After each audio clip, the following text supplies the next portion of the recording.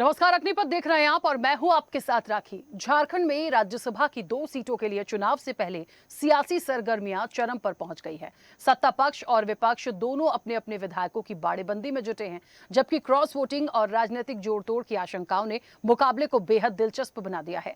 JMM अपने दम पर अपने उम्मीदवार को जिताने की स्थिति में है, लेकिन असली पेंच कांग्रेस के हिस्से वाली दूसरी सीट पर आकर फंस गया है। दरअसल एनडीए समर्थित निर्दलीय उम्मीदवार परिमल नाथवानी की एंट्री ने मुकाबले को पूरी तरह बदल दिया है। परिमल नथवानी लगातार विधायकों से संपर्क साध रहे हैं, जिससे सत्तारूढ़ इंडिया गठबंधन की चिंता बढ़ गई है। दूसरी ओर मुख्यमंत्री हेमंत सोरेन के नेतृत्व में गठबंधन ने भी विधायकों को एकजुट रखने के लिए बैठकों और रणनीतिक मंथन का दौर तेज कर दिया है। डिनर डिप्लोमेसी की चर्चाएं भी तेज हैं। विधानसभा के मौजूदा गणित में इंडिया गठबंधन को बढ़त हासिल है, लेकिन एनडीए अतिरिक्त समर्थन जुटाने की कोशिश में लगा हुआ है। ऐसे में निर्दलीय और छोटे दलों के विधायकों की भूमिका निर्णायक साबित हो सकती है। इधर कांग्रेस नेताओं के दावों और भाजपा विधायकों के संपर्क में होने के बयानों ने सियासी तापमान और बढ़ा दिया है। कुछ विधायकों की बैठकों से गैर मौजूदगी ने संभावित क्रॉस वोटिंग की अटकलों को भी हवा दी है। ऐसे में क्रॉस वोटिंग का खेला होने की पूरी संभावना है, जहां एक और झामुमो कांग्रेस और अन्य सहयोगी मिलकर दोनों सीटें जीतने का दावा कर रहे हैं। वहीं एनडीए निर्दलीय प्रत्याशी परिमल नथवानी को जिताने के लिए विपक्षी खेमे में सेंधमारी की कोशिश कर रहा है। कुल मिलाकर झारखंड का राज्यसभा चुनाव अब केवल सीटों की लड़ाई नहीं, बल्कि राजनीतिक प्रतिष्ठा की जंग बन चुका है। अब राज्यसभा के लिए 18 जून को होने वाला मतदान ये तय करेगा कि विधानसभा का अंकगणित भारी पड़ता है या राजनीतिक रणनीति। चलिए, और आज इसी पर हम चर्चा भी करेंगे। उससे पहले कुछ प्रतिक्रिया है, वो सुनाते हैं। देखिए, हमारा काम है, हमारे जो समर्थित उम्मीदवार हैं उन्हें जो है समर्थन देना। बाकी 81 जो आपके वोटर्स हैं उनको साधने का काम हमारे जो जिन्हें हम समर्थन दे रहे हैं परिमल जी को। ये कोई इसको इस रूप में मत देखिए। ये कोई किडनैपिंग नहीं है, कोई अंडर प्रेशर लोग नहीं जा रहे हैं। सभी लोग स्वतः स्फूर्त हैं। सभी लोगों का बात आया कि हम लोग 2 दिन 48 घंटा एक साथ बिताएंगे, एक साथ खाएंगे लजीज भोजन। कहीं कोई किंतु परंतु नहीं है। देखिए, ये बंगाल नहीं है, ये झारखंड है। और यहाँ इस बार लोग अस्मिता के साथ, झारखंड की मान मर्यादा के साथ वोट करने जा रहे हैं। हमारे कैंडिडेट हैं प्रणव झा जी, ब्राह्मण है, याद रखिएगा। ब्राह्मण को हम लोग बहुत मानते हैं, सम्मान देते हैं, उनके ब्राह्मणी पूजा कराता है। और जो लोग उनके साथ गद्दारी करेगा, समझ लीजिए पूजा हम लोग नहीं करवाएंगे। सरकार दबाव की भी राजनीति करती है, डराने की भी राजनीति करती है। बहुत सारे फैक्टर्स है। वो किसी प्रकार मैं समझता हूँ हर वो दल को तोड़ना चाहती है जो उनके दल जो विरोध में है। लेकिन ये मैं कह सकता हूँ कि आज भी कांग्रेस पार्टी, मैंने कहा कि वो अपने विचारों पे चलती है, संविधान पे चलती है, संवैधानिक मूल्यों पे चलती है। देखिए, हमारा चलिए, तो बीजेपी की घेराबंदी, जेएमएम कांग्रेस की मुश्किलें बढ़ी हैं। ये घेराबंदी वाला जो सिनेरियो आता है किसी भी चुनाव में, ये बड़ा एक सवाल खड़ा करता है कि आखिरकार इसे हम किस नजरिए से समझें। क्या सिर्फ जीतने के लिए हम कुछ भी कर देंगे? यदि किसी पार्टी के पास एक तरफा नंबर ऑफ हैं व्यक्ति और उनको लगता है कि उनकी नंबर ऑफ सीट्स इतनी हैं और वो जीत सकते हैं, तो मुझे नहीं लगता कि उसमें ये सारी चीजें आनी चाहिए। लेकिन जिस तरीके से यहाँ भी पेच फंसा है, ये एक सवाल खड़े करेगा कि आखिरकार ये घेराबंदी से कौन पास होगा, कौन फेल होगा। फिलहाल जो जेएमएम और कांग्रेस है उनकी मुश्किलें बढ़ती हुई नजर आ रही हैं। देखते हैं इसमें क्या कुछ निकल कर आएगा। तमाम मेहमान जुड़े हैं, सबसे पहले आपका परिचय करा दें। जेएमएम का पक्ष रखेंगे सुरेश शाह। सुरेश जी, बहुत स्वागत चर्चा में जुड़ने के लिए। बीजेपी का पक्ष रखेंगे अशोक गुप्ता। अशोक जी, आपका भी बहुत स्वागत है। और कांग्रेस के मीडिया प्रभारी झारखंड से राकेश सिन्हा हमारे साथ जुड़े हैं। राकेश जी, आपका भी बहुत स्वागत है। चर्चा की शुरुआत में सबसे पहले सुरेश जी आपसे करूंगी। मुझे सुन पा रहे हैं? चलिए, अभी सुरेश जी हमारे साथ कनेक्ट नहीं है। अशोक जी और राकेश जी हमारे साथ हैं। राकेश जी, मुझे सुन पा रहे हैं? बिल्कुल, आवाज आ रही है आपकी। हाँ राकेश जी, झारखंड को जितना हम समझ पा रहे हैं, फिलहाल ये जो राज्यसभा का चुनाव है बड़ा दिलचस्प भी है और कांटे का मुकाबला भी है। लेकिन फिलहाल जो मुश्किलें मुझे नजर आ रही हैं, कैसे इससे निकलेंगे? क्योंकि देखिए, अब जो निर्दलीय उम्मीदवार है वो और कांग्रेस, इन दोनों के ही बीच में मुकाबला समझ पा रही हूँ। और नंबर ऑफ सीट्स के हिसाब से कैलकुलेशन देखें तो कुछ वोटों के लिए जो घेराबंदी हो रही है, ये सवाल तो है, कैसे निकलेंगे? नहीं राकेश जी, देखिए, सबसे बड़ी बात यह है कि आपने इसको कहा दिलचस्प और कांटे की मुकाबला। तो ना ही मैं इस चुनाव को दिलचस्प मान रहा हूं और ना ही कांटे की मुकाबला मान रहा हूं, क्योंकि महागठबंधन के पास 61 का आंकड़ा है। और भारतीय जनता पार्टी की स्थिति क्या है कि इस राज्य में उनका पूरा एनडीए का कुनबा 27 तक नहीं पहुंच पा रहा है। तो ये हमारे लिए दिलचस्प नहीं है। हाँ, ये दिलचस्प, मैं ये कह सकता हूं कि पत्रकारों के लिए, मीडिया के लिए दिलचस्प होगा, लेकिन हमारे लिए ये मुकाबला दिलचस्प नहीं है। हमारे लिए ये मुकाबला एक तरफा है और पूरी तरह हम एक तरफा चुनाव जीत रहे हैं। अच्छा, क्योंकि आपको ऐसा लग रहा है आप जीत रहे हैं इसलिए आपको दिलचस्प नहीं लगता, और ये दिलचस्प इसलिए है, अब मैं बताती हूँ, क्योंकि ये जो 4 नंबर्स चाहिए ना इधर एनडीए जो समर्थित निर्दलीय उम्मीदवार हैं, ये खेला राजनीति है सर। ये कब क्या कैसा हो जाए, हालांकि मैंने बहुत सारे लोगों को सुना, कोई कहता है ये पश्चिम बंगाल नहीं है, कोई कुछ कह देता है, कोई कुछ कह देता है। हालिया घटनाक्रम अभी मध्य प्रदेश का हम बहुत बड़ा देखकर बैठे हैं, हालांकि वहां का ठीक है सिनेरियो थोड़ा अलग था, नामांकन ही रद्द हो गया कांग्रेस उम्मीदवार का, लेकिन यदि कोई भी इधर से उधर हो गया तब तो फिर दिलचस्प होगा ना सर। तो दिलचस्प इसीलिए है क्योंकि ये जो क्वेश्चन मार्क लगा हुआ है कुछ सीटों के लिए जो बीजेपी को जरूरत है, उसी की तो घेराबंदी है, इसलिए नजरें हैं। यदि ये उम्मीदवार ही नहीं उतारते अपना निर्दलीय तो फिर तो एक तरफा सारी चीजें हो जानी थी। तो नंबर ऑफ सीट्स के हिसाब से उनको कैंडिडेट ही नहीं रखना था ऐसे तो। राखी जी, आपने शायद मेरी बातों को सुना नहीं। मैंने ये कहा कि हमारे पास 56 नहीं, हमारे पास 61 की संख्या है, 61। तो जब हमारे पास 61 की संख्या है तो स्वाभाविक तौर पे टूट बीजेपी के अंदर है। कल भी भारतीय जनता पार्टी के विधायकों की, एनडीए के विधायकों की बैठक हुई थी, 7 विधायक एब्सेंट है और आज तमाम विधायकों को होटल पॉलिटिक्स में शिफ्ट किया गया। तो आपके यहाँ रिपोर्टर होंगे, आप उनको भेजो होटल के बाहर और देखो कितने विधायक हैं। 2-0 का आंकड़ा भी पार नहीं हुआ है अभी तक।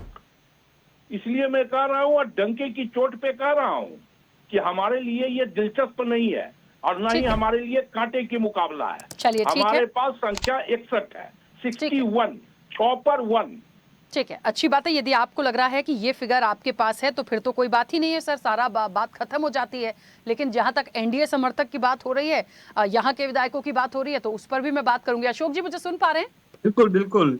भारत माता की जय, जय हिंद। बोलिए बहन। सर, राज्यसभा का चुनाव कैसे निकालेंगे? आपके पास जो समर्थन है उसके अलावा जरूरत कितने लोगों की है और कैसे बढ़ेंगे? बीजेपी जो है बहुत आराम से सीट निकालेंगे और ये मामला दिलचस्प भी है, जैसा कि हमारे भाई साहब ने कहा कि मामला दिलचस्प नहीं है और एक तरफा खेला है। ऐसे ही लोग गलतफहमी में थे बंगाल में, और मामला जो है रिजल्ट क्या आया वो सबके सामने है। मैं आपको फिर से बताना चाहता हूं कि झारखंड में राज्यसभा के बीजेपी सदस्य पूरी तरह से आश्वस्त है और जीत निश्चित है। अब इनका कहना है होटल जा करके देख लो, वहां अपने पत्रकार बंधु को भेज कर देख लो। कुछ देखने की जरूरत नहीं है। 18 तारीख के बाद क्लियर कट रिजल्ट जो है वो बीजेपी एनडीए के पक्ष में है और हम लोग विजयी होने जा रहे हैं। अच्छा सर, मुझे ये बताइए, मैं बहुत दूर तक का, हाँ अशोक जी एक सेकंड, मैं बहुत दूर तक का कैलकुलेशन नहीं निकालूंगी, बहुत आम भाषा को समझने वाला एक कैलकुलेशन यदि बताऊं तो अब ठीक है, अभी क्योंकि राकेश जी ने तो फिगर 61 का दे दिया, तो अब 61 का फिगर दे रहे हैं। मैं इसका सिर्फ कांग्रेस के लिए अपोजिट करिए 16 का फिगर है, ठीक है। अब 28 चाहिए, कैसे जाएंगे? यदि गठबंधन समर्थन करता है एक अलग मैटर हुआ, आपके पास 24 है, आप 28 कैसे करोगे सर? मेरा तो आपसे ये सवाल है। ये अभी बताने की चीज नहीं है, ये सारा सीक्रेट है और ये आपको 18 तारीख को क्लियर होगा। मैं जो बात कर रहा हूँ ऑन रिकॉर्ड कह रहा हूँ, हम लोगों की जीत है निश्चित रूप से। ठीक है, चलिए मैं वापस आऊंगी। सुरेश जी, मुझे सुन पा रहे हैं?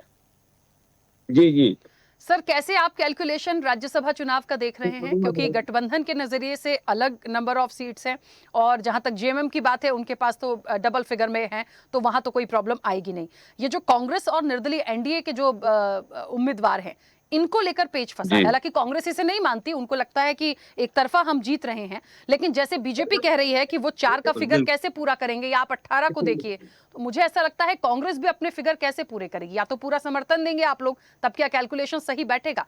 क्या स्थितियां देख पा रहे हैं?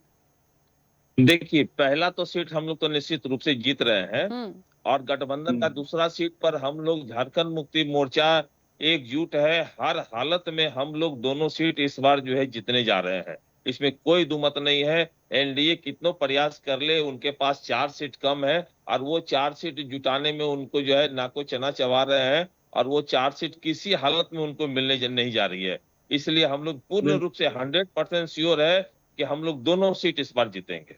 सर लेकिन काफी चर्चाएं हैं और अभी थोड़ी देर पहले इसी चर्चा में एक बात निकल कर आई थी। आप होटल के बाहर देखिए, आपको नजारे और सिनेरियो समझ में आएंगे कि वहां क्या क्या चल रहा है। तो देखिए 4 का आंकड़ा बहुत बड़ा नहीं है सर, कौन चला जाए, आ जाए तो बहुत अलग बात है, चला गया तो मुश्किल है। देखिए मैम, जिनको डर है ना, जिनको डर है वो होटल में अपने मतलब शिफ्ट कर रहे हैं अपने विधायक को। ब्लू रेडिएशन में जो है कि एनडीए के विधायक वहां पर शिफ्ट हो रहे हैं। हम लोग अपने विधायक को खुला छोड़े हुए हैं कि हम लोग जानते हैं कि हमारे सारे विधायक एकजुट है माननीय हेमंत सोरेन जी के नेतृत्व में। आज शाम को सारे विधायक माननीय मुख्यमंत्री जी के यहाँ पर बैठक कर रहे हैं और निश्चित रूप से हम लोग दोनों सीट जीतेंगे। ठीक है, कुछ कहना चाह रहे हैं अशोक जी, बोलिए। अरे इनके विधायक इनके कंट्रोल में ही नहीं है, खुला छूट क्या दे रखा है इन्होंने। एकदम हम लोग खुला छूट दे रखे हैं, कोई विधायक हमारा इधर उधर नहीं जा रहा है, आप निश्चिंत रहिए। 18 तारीख को गणना के बाद हम बताएंगे कि दोनों सीट हम लोग जीत चुके हैं।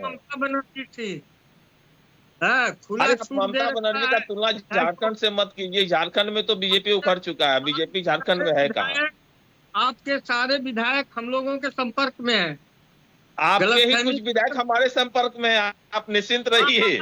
आपके कुछ विधायक हमारे भी संपर्क में है, जरूरत पड़ेगी तो वो विधायक जो है कि महागठबंधन को वोट देने के लिए भी तैयार है।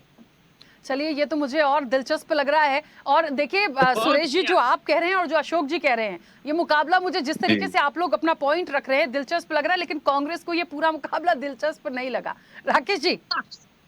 जी बिल्कुल बिल्कुल, कांग्रेस को ये दिलचस्प नहीं लग रहा है, लगेगा भी कैसे। राकेश जी, दोनों तरफ से बातें सुन रहे हैं आप, जेएमएम क्या कह रही है और बीजेपी क्या कह रही है। यहाँ तो बात आ रही है कि दोनों एक दूसरे के संपर्क में हैं। अब हम कैसे विश्वास कर लें जो आप फिगर आप दे रहे हैं कि वहां तक पहुंच जाएंगे।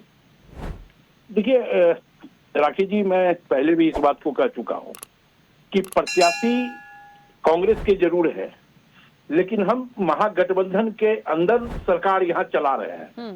और जो महागठबंधन का गणित है, जो महागठबंधन का आंकड़ा है, वो आंकड़ा 56 का है।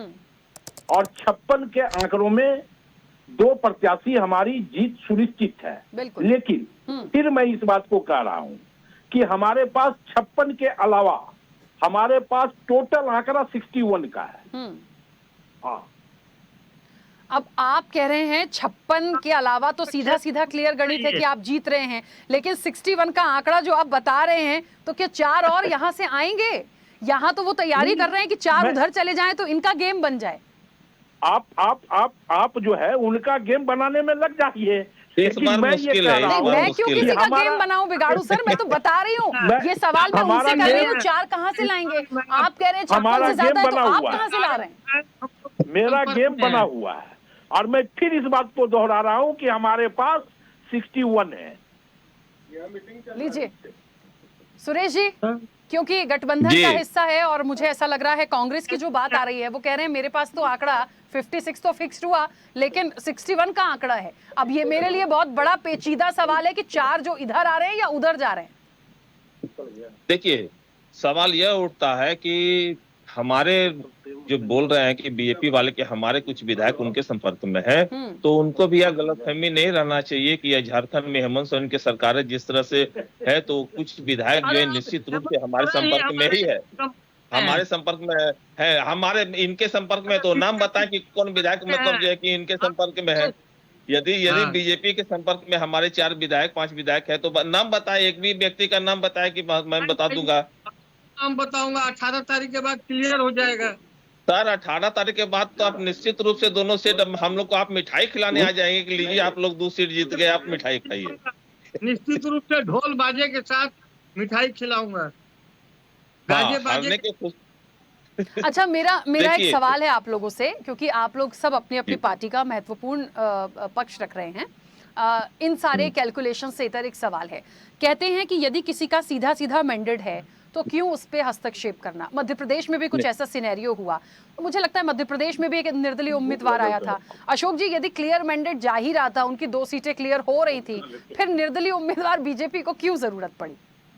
हालांकि अधिकार है, उस पर सवाल नहीं है, लेकिन बीजेपी को झारखंड में एक उम्मीदवार नहीं मिला। इसी से आप समझिए कि इनकी जो दावा है वो प्योर रूप से खोखला दावा है।